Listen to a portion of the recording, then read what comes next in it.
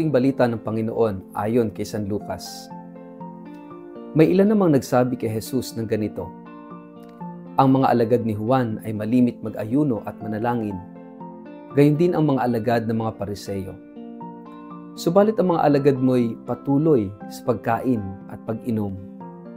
Sumagot si Jesus, "Hinahayaan ba ninyong hindi kumain ang mga panauhin sa kasalan habang kasama pa nila ang lalaking ikinasal? Di ba hindi? Darating ang araw na kukunin sa kanila ang lalaking ikinasal at saka sila mag-aayuno." Sinabi rin naman niya sa kanila ang isang talinghaga, "Walang pumipiraso sa bagong damit upang itagpi sa luma. Kapag ganoon ang ginawa, masasayang ang bagong damit at ang tagping mula rito ay hindi naman babagay sa damit na luma. Wala ring naglalagay ng bagong alak sa lumang sisidlang balat. Kapag ganoon ang ginawa, papuputukin ng bagong alak ang lumang sisidlan. Matatapon ang alak at masisira ang sisidlan. Sa bagong sisidlang balat, dapat ilagay ang bagong alak. Kapag nakainom ka na ng lumang alak, hindi mo nagugustuhing uminom ng bagong alak. Ang sasabihin mo, mas masarap ang lumang alak." Ang mabuting balita ng Panginoon.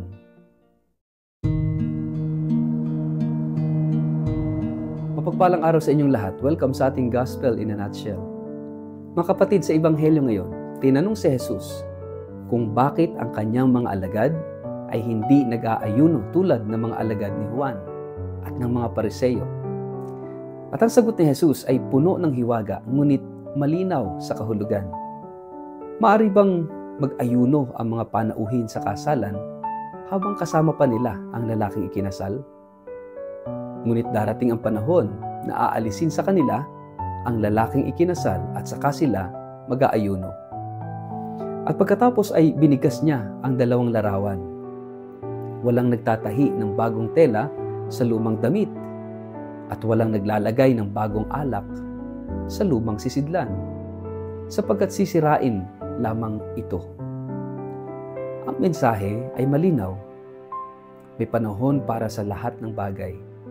At ang pagdating ni Jesus ay tanda ng isang bago at natatanging yugto sa kasaysayan ng ating kaligtasan. Ang kanyang presensya ay kagalakan, hindi kalungkutan. Kasalan, hindi pagluluksa. Ngunit kasabay nito, may dala rin siyang bagong pamamaraan, bagong pananaw at bagong buhay na hindi maaring ikulong sa mga lumang anyo ng relihiyon at pag-iisip. Madalas tayong nakakapit sa lumang sisidlan ng ating buhay. Mga nakasanayan, mga paniniwala, at mga ugali na bagamat nakapagbigay sa atin ng ginhawa noon, ay hindi na akma sa bago at mas malalim na tawag ng Diyos ngayon. Marahil ito'y mga relasyong puno ng tampo at galit na hindi natin mabitawan, mga kasalanang paulit-ulit na kinakapitan, o mga pananaw na makasarili at sarado sa pagbabago.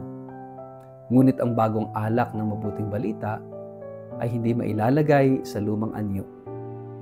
Kung nais nating tanggapin si Kristo ng buo, kailangan din nating maghanda sa bagong sisidlan. Isang pusong handang magbago at magpabago. Isipin natin si Pedro na buong gabi walang nahuli, ngunit sa salita ni Jesus ay sumubok muli. Isipin natin si Mateo, ang maniningil ng buwis na iniwan ang kanyang mesa upang sumunod kay Kristo. Ang lahat na nakatagpo kay Jesus ay tinawag na magbago. Mula sa luma tungo sa bago, mula sa takot tungo sa pananampalataya, mula sa makasarili tungo sa mapagmahal. Ito ang kahulugan ng bagong alak at bagong sisidlan. Isang bagong buhay na binabago ng presensya ng Diyos. Ngunit, mga kapatid, hindi madaling magbago. Madalas, mas komportable ang manatili sa luma, kahit ito'y masikip o wasak na.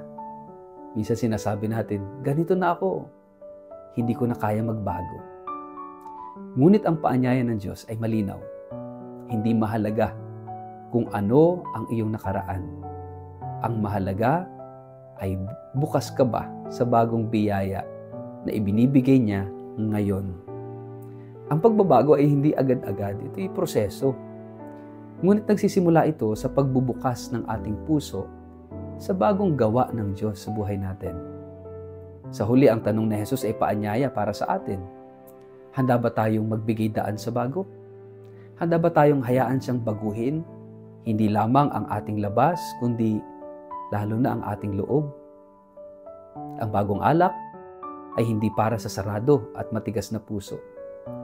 Ito ay para sa pusong handang magpakumbaba, handang magbago, at handang tumanggap ng bagong buhay na galing sa Diyos. Mga kapatid, ang ating pananampalataya, hindi ito static, hindi nakapako sa nakaraan. Ito ay buhay at patuloy na umuusbong.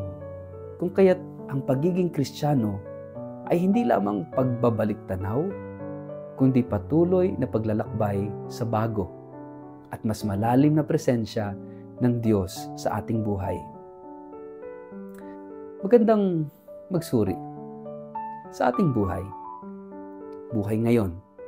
Ano ang mga lumang sisidlan na kailangan nating bitawan upang matanggap natin ang bagong alak ng biyaya at pagmamahal ng Diyos. Sa ngalan ng Ama, ng Anak at ng Espiritu Santo. Amen. Panginoong Jesus, salamat sa iyong bagong alak na nagbibigay ng buhay at kagalakan. Patawarin mo kami kung madalas kaming nakakapit sa aming mga nakasanayan at takot sa pagbabago. Pilitin mo ang aming pusong matigas ng pusong bukas sa iyong biyaya.